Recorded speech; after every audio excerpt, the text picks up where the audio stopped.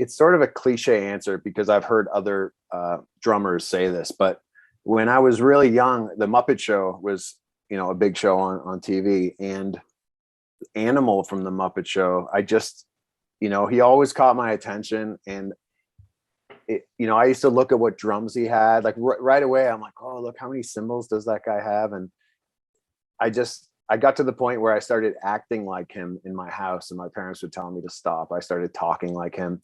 And this was years before I ever got a drum set. So around that time, I guess it was a little later, but bands like Run DMC were big at that time in the early 80s. And for some reason, I was already gravitating towards, I didn't know that it was drum machines back then because I was so young, but just, it wasn't so much the rap back then that I was paying attention to. It was those, those drum machines and just the groove of it. So yeah, I didn't know what I liked, but looking back, it was the drums, so I guess it was always rhythm got me. But I went through a little stint where I wanted to be a guitar player too. I wanted to be a pro skateboarder first, and Steve Caballero was my favorite. I was a Powell Peralta guy. Me and my wife were just talking about that last night. It's funny. But yes, I went through a skateboarding phase, and then for a second, my dad got me an acoustic guitar, and on Christmas Day, I got it in a little box. It was a really shitty one, I'm sure, but I remember my dad like pretending he knew how to tune it, and bonk, the string broke, and my whole house thought the guitar was broken. And he looked at me, and I think I started crying. Like, we didn't know that you could replace a string, so we took it into a store to like get it repaired. And looking back now, the guy at the store must have been like, oh my God, this guy just broke a string, and they're bringing it in like it's destroyed. But I kind of lost interest in that pretty quick. And I jumped around again with the skateboarding. And just when you're a kid, you have all these different interests. When I did start, letting my parents know that I wanted to be a drummer, and they made me go to drum lessons for, I think it was at least a year before they wanted to get me a drum set because they're expensive. And, a kid that age, you could be into something for 3 or 4 months and then move on. So they got me a $50 snare drum and a little rickety stand. And I started drum lessons in Kitchener. And I just, I had the snare drum. I was on my bed, the snare drum and a pillow was my hi-hat. And I just started learning through my teacher, whose name is Dan Todd. And he's a Kitchener guy, and he was in Platinum Blonde. I think he's still in Platinum Blonde, a Canadian 80s band. What is going on here? Yeah. So why is this? Something just came up on my computer. Sorry. It's a software update or something. That's all good. Did you see that come up? No, too? Everything looks fine on this side. That's all good. Yeah. So it was a year after just playing that snare drum. Then on Christmas Day, we would always get our big gifts in our house at the end of the Christmas. We'd open all the presents. Then my parents would bring down the big gift for me and my brother and my sister. And that Christmas, they brought down 2 presents. I think my brother got like an old snowboard back in the day, like plastic ones. And my sister got something, and there was nothing for me. So I think I was just trying not to cry. I couldn't understand why I didn't get something. And my dad asked me to go down to the basement and get some garbage bags to bring up, put all the wrapping paper to throw it away.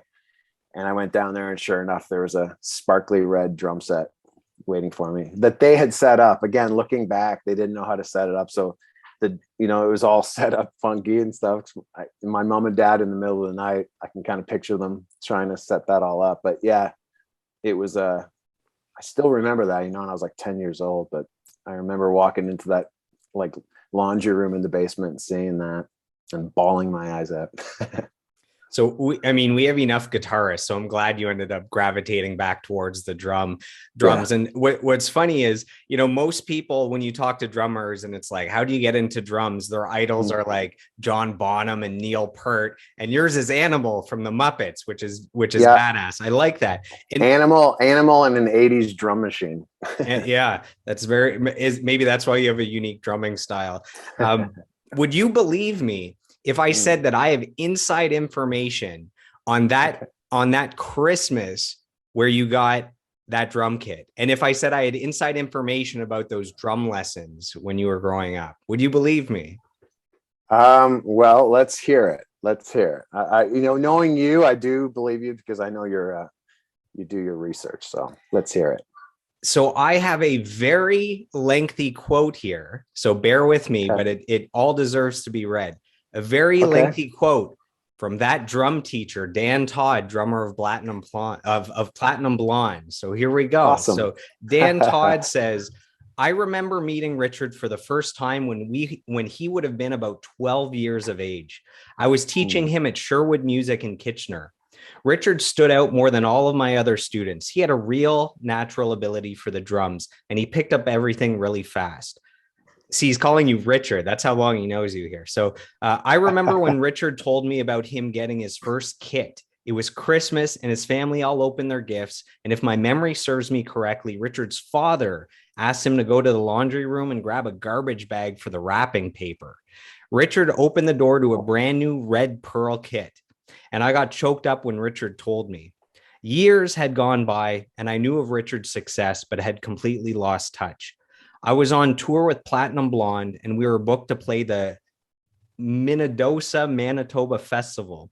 We arrived a day early, and I heard Finger 11 was playing, so I went down to the festival backstage, and I knocked on their bus door, and Richard and I reconnected. I am beyond proud of the drummer, the man, and the father Richard has become.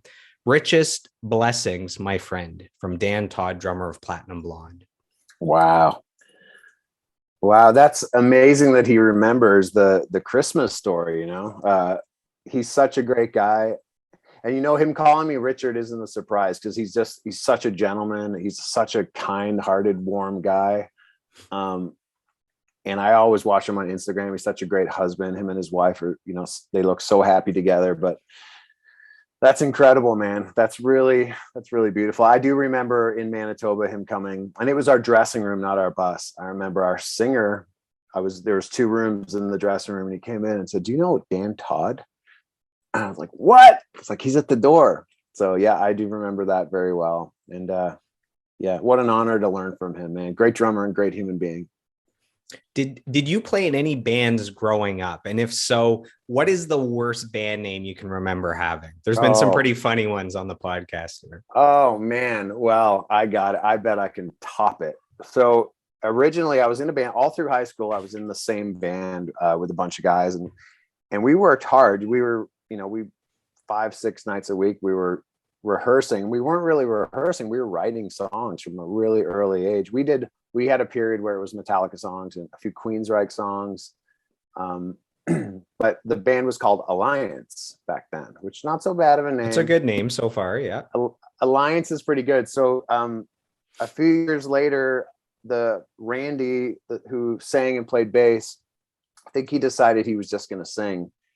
And we got this guy from Cambridge, Helder Consacao, to come in and play bass. And we changed the name. I think he might have came up with it, but we changed the name to Reptilian Sigh, like a sigh, like S-I-G-N, like a Reptilian Sigh. That was the new name of the band. And we had this thing that was going to definitely get us signed. What we're going to do, we're going to write these songs, and then we're going to send our cassette tapes to these record companies. And with it, we were going to get vibrators made up that said Reptilian Sighbrators. And for sure, we were going to get a record deal by the Reptilian Sighbrator. So we had a big plan, but I think we spent more time talking about that plan rather than writing songs. But yeah, Reptilian Sigh, my friend. I don't know if you can top that. You know what? I think if you actually followed through with that plan, you guys might have got signed. You might have been the biggest band in the world, but we'll never know. Possibly. Yeah, possibly. As a kid, was there anything that you wanted to be when you grew up before realizing you wanted to be a drummer?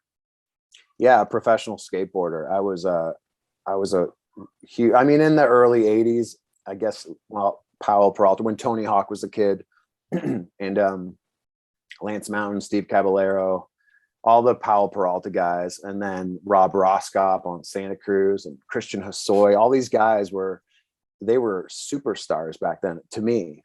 Always on the cover of Thrasher magazine and Transworld magazine.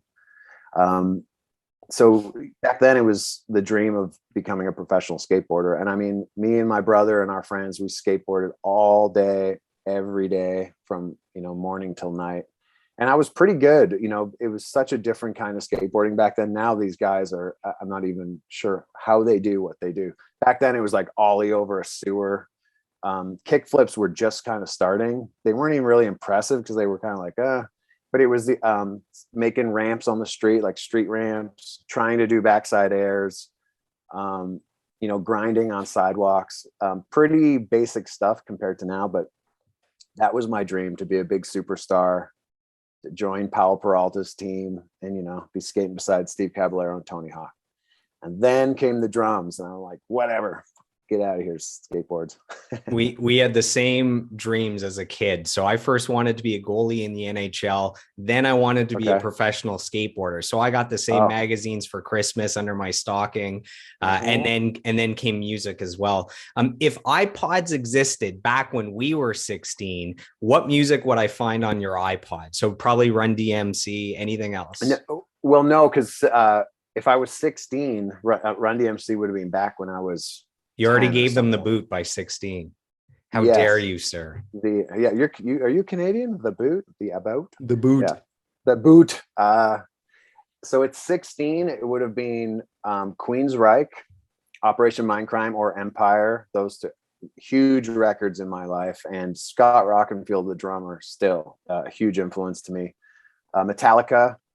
At 16, it would have probably been, I guess, And Justice for All, in between And Justice for All and the Black Album that was coming out. Testament, Slayer, all like the metal stuff, But then I always was still a fan of Run DMC, the Fat Boys, Houdini, the Beastie Boys. That was always there, but I kind of started to hide it. When you're 16, you're just unsure of yourself and your confidence. So I was just a metal guy. So I don't know if I told everyone then how much I still like that, 80s hip hop, but it was mostly metal, man. And Metallica being the number one. Metallica changed my life as a musician. And so much so that I toured a bunch of years ago in like 2001 with Ozzy. And during that tour, Jason Newsted was filling in for that summer. He had just left Metallica. And, I'd been touring for a long time at that point, or quite a few years, and I'd met lots of different musicians, and it had become somewhat normal to do that. But when I first saw Jason Newsted, backstage the first day, I think in Vancouver, I couldn't even speak to him. I was so nervous. It's like all those memories of being a fan of Metallica for all those years came back. And literally the whole tour, for I think it was 3 weeks, I'd never said one word to him. And the one time we were in the catering room and the video for Good Times came on. So it was whenever that record came out. 2003, I believe. 2003. Okay. So I walked in the catering room and that was on, and he was eating, and he looked at me. He was like, "Hey, I know that guy." And I literally just went like that and walked out of the room. So he, I don't know what he thought, but he definitely knew I was scared to talk to him. So I really regret that, man. That's funny.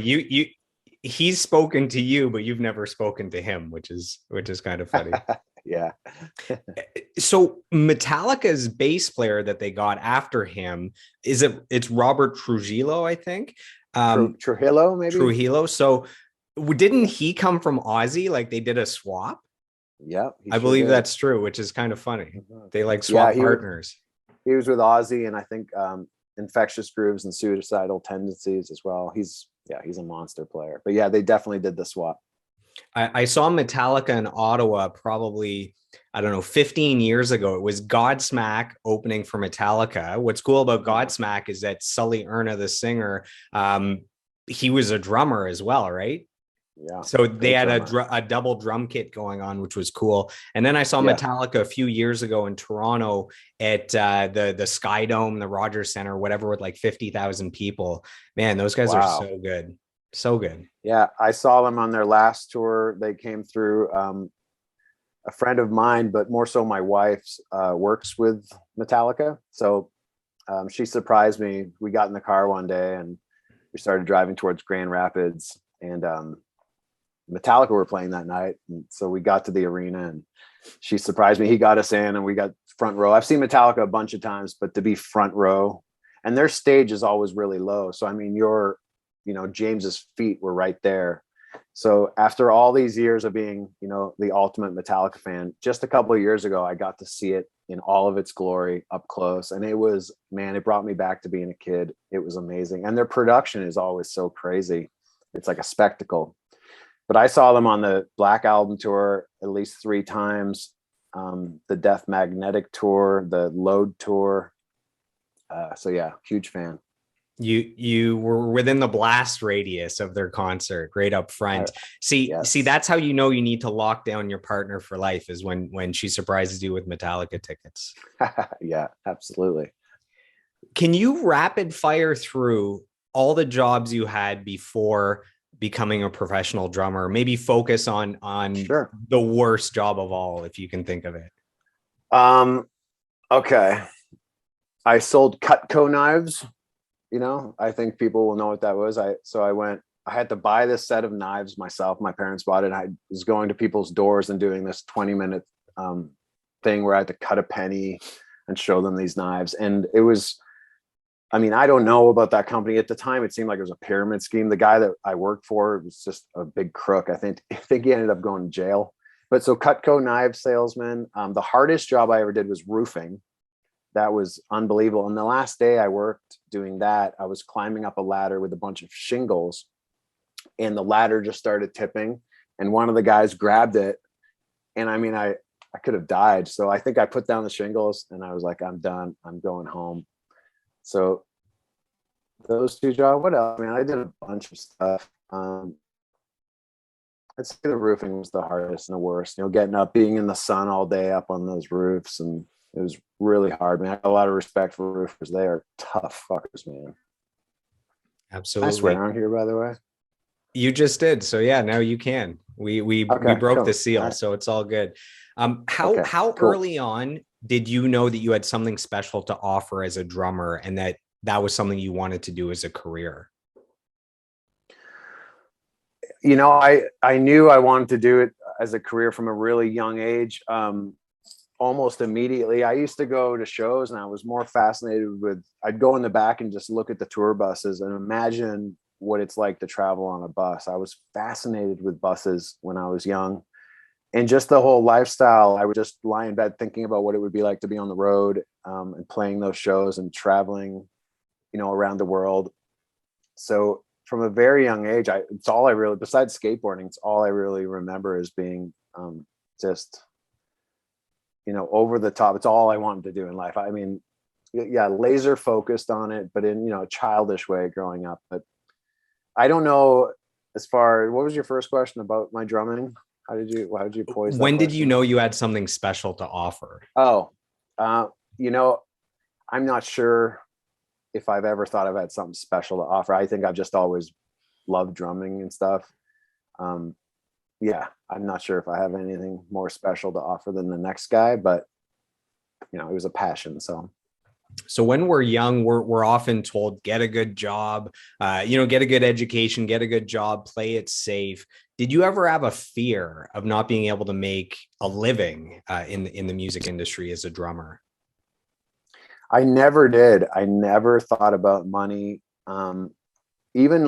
I never thought about being rich and famous. I just thought about being famous and living the life of a rock star. I could never picture myself make, millions of dollars, and the whole idea of living in mansions and sports cars. I never, ever had that fantasy. It was just about, the rock star part and playing those huge shows. But so probably, it was probably a negative thing growing up, because I never had money, and I just used to live in the worst places, mouse infested homes, and I was okay with it. As long as I was playing drums, I didn't care. If I had enough money in my pocket to eat something and maybe drink some beer, I was completely happy, and I thought I'd always be happy with that. And especially with Finger 11, and definitely the first 2 records, we were all living at home with our parents. So we would go off and do these tours, and we would all come back to living in our parents' basement. So I really didn't need then, a lot of money to survive. It was just, I'd come home, and basically we lived off $25 a day per diems back then for years. So again, if I came home with a few $100 after being on the road for months, and I could like party with my friends at home for a few days, I was completely happy with that.